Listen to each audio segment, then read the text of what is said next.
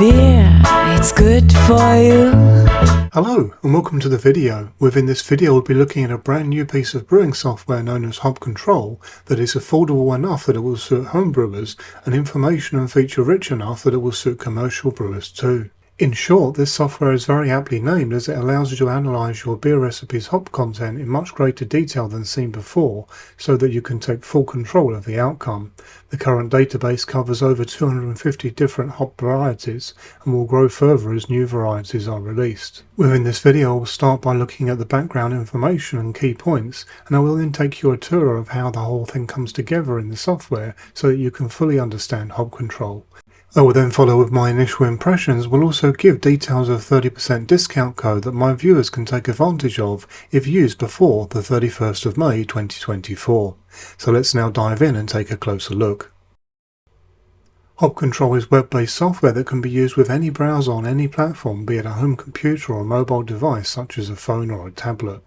The software integrates over 10 years of hop research and has the prime goal of optimizing the hops brewers use in terms of the end result and also the cost. You do not need to be a brewer for very long to understand that for the vast majority of beer recipes, the hops are certainly the most expensive ingredient. So apart from obtaining your desired hop profile from beer recipes, Hop Control has been designed to save you money, but also time. My personal process for creating beer recipes is one where I start by writing what I'm looking for in terms of the beer's overall profile and features. I then start adding ingredients, and over the course of time I produce test batches and tweak as I go until I have the recipe where I want it. With Hop Control I can quickly see everything on the hop side straight away, which I feel is bound to save time. The people that bring you this software have a high level of expertise in their respective fields, which include a commercial brewery hop consultant and author, a software engineer and developer, as well as a whole organisation that operate an artisan laboratory for commercial production and sale of beer. At the heart of this software is a sophisticated algorithm for result accuracy which is hosted on fast and secure servers. In speaking with the guys behind Hop Control, they were very fast to stress that Hop Control is a dynamic tool, in that it is being constantly updated based on user feedback and as new hops emerge on the world market. You now have the background, so let's now take a look at how the software works. The main home screen presents you with 4 key choices, as you can see, plus the opportunity to download the user manual, though I have to say the majority of the software really needs no explanation. Let's begin by looking at the hop database, which is the most basic tool offered, but it is likely where you would start when using the software to first research which hops to use for a recipe you have planned. So here is the hop database section. This presents us with a search engine for hops which you can narrow down in various ways, including the hop's origin, the bittering qualities, and the aromatic profile. Let's do a basic search that focuses on just the aromatic profile to start with. Firstly, we have a choice between some stock profiles, as you can see here, that cover a wide spectrum of choices. I've picked citrus here and you can see the results that I got back. As you can see, there are 7 pages of results here with hops that feature a citrus profile. Let's now restart the search filters and go more specific. Let's search for citrus orange within this other search box, and now we have 9 contenders.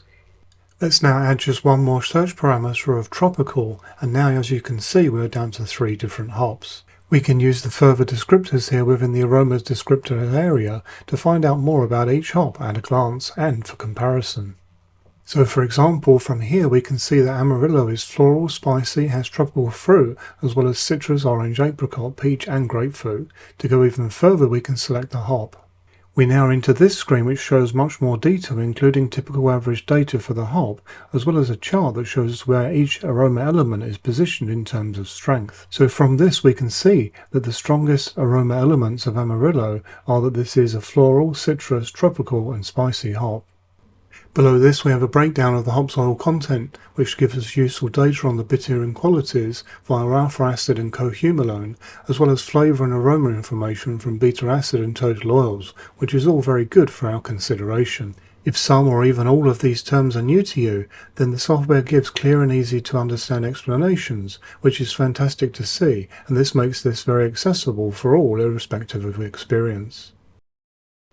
Let's now look at one more fast example before we move on. Let's say now that we are looking for a hop that will be economic for bittering and that will offer a smooth, less sharp bitterness. Then we would seek a hop with a high alpha acid percentage, but also with a lower level of cohumulone. This is quickly and easily done with hop control by simply tweaking the two relative sliders as shown on screen now. So we now have the answers back from our selection of hops that meet this criteria, and we're down to 19 from the database. Now naturally, if we wish, we can narrow this down even further by using extra search functions. Let's now look at the next of the features of this software by clicking on the sidebar here for hop comparison. This feature quite simply allows us to compare up to 3 different hops at one time. For this example, I will pick Cascade, Centennial and Autumn.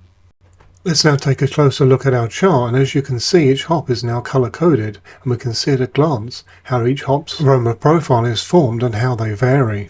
In this case, I have picked 3 hops that actually have quite a lot of similarities.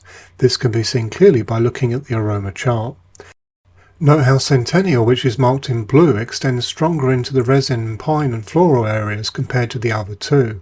However, Autumn, shown in green, is more grassy. You can also see how Cascade, shown in orange, offers more spice compared to the other 2 also. If we now scroll further down the screen, we are presented with the breakdown of oil content as a comparison. Here we can compare each of our hops in 4 extra key areas for further consideration. Do note further that Centennial has a much higher total oils content as well as a higher alpha acid percentage, but with a lower beta alpha acid percentage as well as lower cohumulone levels. Centennial was known as Super Cascade for very good reason, and here you can see that clearly. In this case, I have compared hops that are similar to each other, and this could be for various reasons, but one key reason could well be to substitute a much more expensive hop for another that will do the same job, but for a much lower financial cost.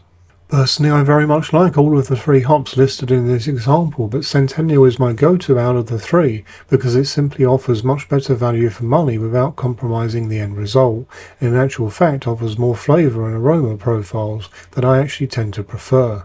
Naturally, this hop comparison tool can be used for various other reasons other than the economic. Having all of the information on screen in this way is certainly very useful and makes for fast and easy decision making. Now, I have actually left the most powerful part and my personal favourite part of this software till last, as I decided to show you each part with its natural running order. Our next step is to use our chosen hops as part of a brew. A hop control can provide you with a great deal of very useful information. In actual fact, you do not need to be a recipe writer to use this. You could simply use it to tweak recipes that you have tried before from others that you feel would benefit from adjustments for your own taste. So let's now go into the new studies section. Here you can see that we can enter all of the important recipe information into hop control for it to analyse. We can name our study and select the beer style too. The batch volume and original gravity is called for, as well as the details of the full hopping schedule. This does not take more than a few minutes to fill out per recipe. Here is an example of one recipe that I fed in for a Sierra Nevada Pale Ale clone. I have used this as an example as I feel that many will find this something familiar. Within this section you will find a great deal of very useful information that will allow you to tweak recipes with great insight. Across the top here you will see various statistics, which are colour-coded. Green is given if the area is within the BJCP style range. Orange signifies that it is borderline, and red means it's completely outside of that range. For more information you can simply click on the box, so for IBU you can see that the BJCP look for between 30 to 50 IBU for an American Pale Ale style, and here we have 46, so this is a green box. Here we have a box for the BU-OG ratio, which is orange because the score here is slightly out of range.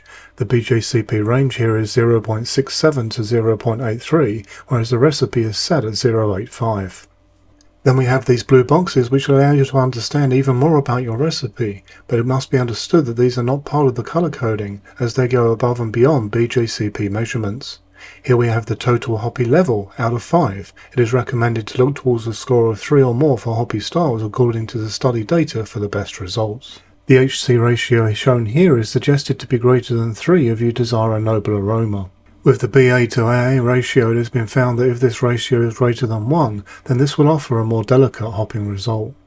There is also a bitterness quality percentage that allows you to understand how sharp and strong the bitterness will be. Go high here and your beer will have an unpleasant level of bitterness.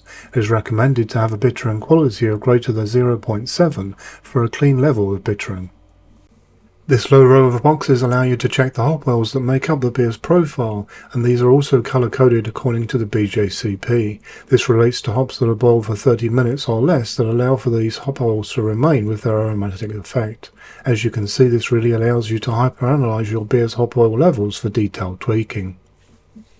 We then have a chart underneath that allows us to compare our recipe's aroma profile versus the BJCP profile for the beer style. Then underneath this there is a BJCP style briefing too, allowing you to fully understand the changes needed to put your recipe within style for competition. Further on down the page when we have the values entered and saved for the recipe. Naturally these can be changed and tweaked further, and then you will see the effect your changes have made on all of the analytical fields in the study report. My initial thoughts on hop control were extremely positive, be it for a home brewer or a commercial brewer. I really like the level of detail and power on offer here, alongside a great deal of shared professional knowledge. I have found the software very intuitive to use, and all of my initial testing was easy to make without consulting the instruction manual once. I then gave the instructions a read and gained useful information about the software's own ratings, like for example, finding out that hoppy styles are recommended to have a total hoppy level of 3 or more. So certainly you should read the instructions for information like this, rather than on actually how to use the software in every sense. I also feel that for the price this represents very good value, so let's move on to this now. Hop Control offers 3 types of license. The first is a demo license which you may use for up to 28 days free of charge. It gives you a small database of 10 hops and is designed to show you how Hop Control works. There is then a base license and a pro license. The Pro license gives you the full database package for a year, along with unlimited study files and all of the new updates featuring hops and software functionality. For the small difference in cost, this seems to be a no-brainer to me. Do note that because I'm in Europe, I see the prices in euros. But if you are in the US, for example, then you will see pricing in US dollars, as are now shown on screen. As I mentioned at the start of this video, there is a 30% discount for my viewers for subscriptions placed up until the 31st of May. To redeem this, then simply head to the Hop Control website either by googling Hop Control or by using the website address now shown on screen. You should then go to the ordering page and enter the following code, David Heath Homebrew, all one word, into the insert promo code box when ordering, as shown on screen. You will then enjoy a nice 30% discount. I hope you have all found this video both useful and interesting, and enjoy your use of the Hop Control software if you decide to move forward with it. Do let myself and the community know what you think within the comments section of this video. I do hope that you found this video useful, informative and interesting. If so, why not consider liking and subscribing? For further support you can join the channel's Facebook group, and if you would like to support the channel then check out the channel's merchandise store, as all profits go back into the channel. Until next time, happy brewing!